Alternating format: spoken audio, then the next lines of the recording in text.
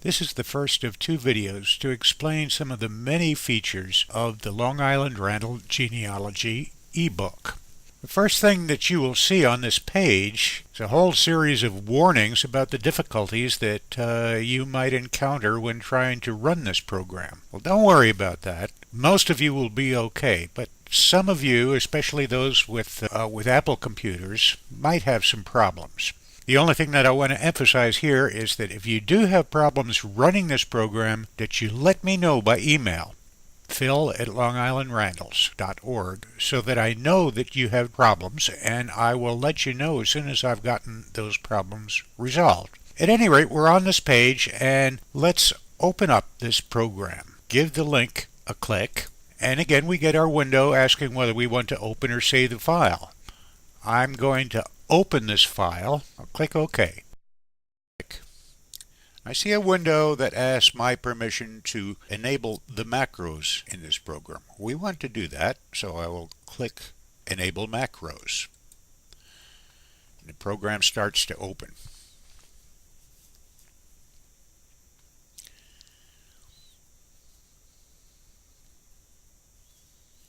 When the book opens, you will be at the Table of Contents page. You'll notice a lot of things about it right at the onset. This is obviously an Excel program. You have all of these toolbars up at the top and down at the bottom that are cluttering up your screen. Well, I want to assure you right now, you don't have to use any of those toolbars. You don't need any knowledge of Excel to use this ebook. As a matter of fact, I would ask you not to use any of these toolbars because this ebook is designed so that you don't have to. So I have a link here that will optimize the Excel settings for using this ebook. I'm going to give that a click right now. And you see that most all of these toolbars have disappeared. And you might ask yourself, how am I going to get those settings back? Well, to give you a quick answer to that, when you close the ebook, you use this link. Close this ebook, and that will restore all of your original settings so that you'll wind up exactly the way you started. We'll demonstrate that later in the video when we eventually close the book. So here we are in the table of contents, and the first thing I'd like to talk about is the forward to the book, which is the very next page. There are several ways to navigate around in this ebook. The first of these is through the use of links. All of the topics in this book are linked, as you can see, so I will click on the forward link to get to that page. Now, the forward contains several topics which I strongly suggest that you read because they will give you a much better understanding of the genealogy of the Randall family, and they will facilitate your use of this book. I'll leave that for you to do yourself, but the only thing I want you to notice about this page is that there is a link back to the table of contents. I should point out that on every one of the 1,500 pages of this book, there is a similar link that will get you back to the table of contents, which I will click right now. There we are. The second navigation tool is described right here, and I call it the Control N and Control P function, which enables you to leaf through the book from page to page. And the way it works is this. If I want to go to the next page, which in this case is the forward, I do this by depressing the Control key on your keyboard. That's the key in the lower left-hand corner of your keyboard. And while I'm holding that key depressed, I simultaneously press the letter N.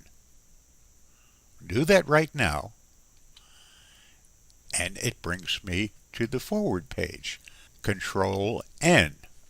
I held the Control key down and simultaneously pressed the letter N, which stands for next. Now, if I want to get back to my table of contents, the previous page, I press the Control key and simultaneously press the letter P for previous, which I'll do right now. And I'm back at the table of contents. So now we've gotten that out of the way, we can get into the guts of the book. I'm going to go to the first page of Chapter 7. This is the page for Albert Davis Randall, and it's typical of all of the other 1,500 pages in this book. First thing I want you to notice is you've got the link back to the table of contents right over here. This page is divided into two halves. On the left-hand side is a table and a comment section. And on the right side is a lineage chart for Albert Randall, going all the way back to John and Elizabeth Randall, who were the first Randalls to settle in America. Let's take a look at the left-hand side. The very first line shows that this page belongs to Albert Randall. And on the first line, we see all of his relevant vital statistics. He is in Chapter 7. He's on page 102 of this book. This is the date that he was born, and this is his date of death. I want you to notice about dates. I use a format for dates consisting of the year, followed by the month, followed by the day of the month. So Albert Randall was born in February 1st, 1831. The reason I use this format is because it makes sorting by dates a lot easier. Below the first line of the table, we see all of the data for his immediate family. On the second line is the data for his father. The third line contains the data for his mother. Moving down the table, we come to his wife and her parents, who are Albert Davis's mother and father-in-law. And then finally, down at the bottom of the table, we have a listing of all of the children who were produced by this marriage between Albert Randall and his wife Maria Jane. Below the table is a comment box containing information such as where they were born, where they died, what their profession was, anything that we know about them. Looking at the right side of the table, we see a lineage chart for Albert Davis Randall, who is in the 7th generation, on page 102, going all the way back to generation 1, which is John Randall. So here we have Albert's father, Horace Gates Randall, his mother, Sabra Davis, his grandfather, Jeffrey, his grandmother, Sarah Wallace, and so forth, all the way back to John Randall. Below Albert Davis, we see a listing of all of his siblings in the order of their birth. Now you'll notice that all of the names on this page have a specific color field, and that color field is defined up at the top of the page. Any name with an orange field denotes somebody who is in the Randall bloodline. Anybody with a gray field denotes somebody who is not in the Randall bloodline. The only way they get into this book is that they married somebody in the Randall bloodline. There is a third color, which is dark gray, and that denotes the parental in-laws of the person in the Randall bloodline. So here, looking at the table again, we see that we have Albert Davis, who is in the Randall bloodline. He has a mother and father, one of whom is in the Randall bloodline. That's his father. And Albert married Maria Jane, who is not in the Randall bloodline. And he had 2 children who continued the Randall bloodline. This color code is used throughout the book. Now, in the table here, you will see that I have given links to Albert's immediate family, his parents, Horace Gates Randall, and to his 2 children. So I can click on his father's link, and I go to his father's page, Horace Gates Randall. To get back to Albert Davis, I just have to remember that he's one of Horace Gates' children. I click on Albert Davis's link, and I'm back to Albert's page. Now let's go to the page of Albert's first child, Violet Randall. And we'll see that Violet did not have any children. The bloodline ended with her. Now, in the case where the bloodline ends with somebody, I have put some letters in parentheses that explain why the bloodline ended. And those letters are explained over in the legend. In Violet's case, she died young. DY stands for died young. Other reasons are given here. UNM means that the person involved never married. NC stands for no children. That means that they may have married, but they didn't have any children. But the most common thing that you're going to see at the end of a bloodline are the letters EOR, which stands for end of record. And all that means is that we lost track of these people. We don't know if they had any children. They just disappeared off the map. There is no direct link to the person's siblings. We see here Violet had a brother, Eugene Wilson Randall. Now what if I want to get to his page?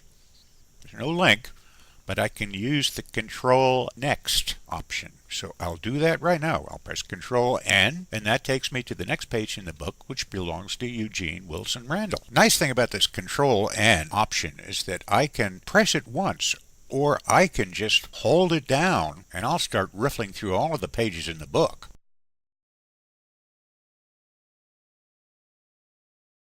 Well, that was a nice little demonstration, but in the process I lost Eugene's page, and I want to get back to it. The way I get back to his page is the third and final navigation technique, and that's contained on the table of contents. Now I want to find his page, and to do that I click the Find Page button, and that presents me with a drop-down list listing everybody in this book. If I scroll down this list, I can find his name, but there's a quicker way to do that. If I go into the entry box here, and I clear it, and start to type in his name, last name first, Randall Eugene Wilson. You notice that the computer anticipates my typing. It anticipates what name I'm looking for on the list. I've got his name typed in there, and I see his name has been selected in the drop-down list. Once I have his name selected, I hit the Go button, and it brings me right to his page. It's very quick and very easy. I can also find somebody who's not in the Randall bloodline. Suppose I want to find the page for my grandfather, Joseph Lamassa. He's not in the Randall bloodline. Okay. Got his name selected. I hit the Go button. And here we find Joseph Lamassa listed on the page of Clyde Stewart Randall. It was Clyde Stewart Randall's father-in-law.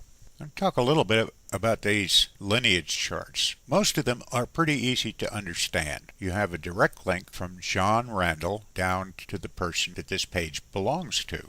But sometimes you'll see some slightly more complicated lineage charts, and I'd like you to understand those. I'm going to go to the first page of Chapter 2. This is the page for John Randall Jr. We see in his table that he had two wives, Abigail Billings and Mary Baldwin, and he produced children by both of those marriages. But now let's take a look at one of his children. It's the page for Elizabeth Randall. Here we have all of her siblings by her mother, Abigail Billings, and we also have her half-siblings from the second marriage of John Randall Jr. So we see that John Randall Jr. is listed twice here. He's listed once for the marriage with his first wife, and then again for the marriage of his second wife. While we're on this page, there's one little last thing I want to point out about the dates. Sometimes you might see a symbol after the date. What that symbol means is that we're not sure of the date. Here John Randall Jr. died in 1720, and we're not sure of that date. It could have been before, it could have been after that date, or it could be just an approximate date. Well, those symbols define whether it was before, after, or approximate, and they're defined over here.